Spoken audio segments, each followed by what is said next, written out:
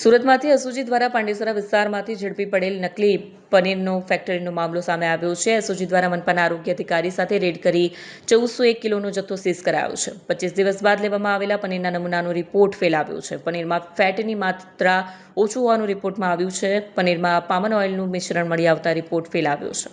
Food safety officer Surat મહાનગરપાલિકા સાહેબ કઈ જગ્યાએ શું કાર્યવાહી કરાઈ? તારીખ 3/3/2026ના રોજ અત્રેના એસએમસીના ફૂડ સેફ્ટી ઓફિસર અને એસઓજીની સંયુક્ત કામગીરી અંતર્ગત ઠેકાણું ભીડભંજન પાંડેસરા ખાતે શંકાસ્પદ પનીર બનાવવાની ફરિયાદના અનુસંધાનમાં અમે અહીંથી ગયા હતા। સાહેબ કેટલા કિલો પનીર ત્યાંથી ઝડપાયું? 1400 કિલો જેટલો પનીરનો જથ્થો સીઝ કરવામાં આવેલો છે।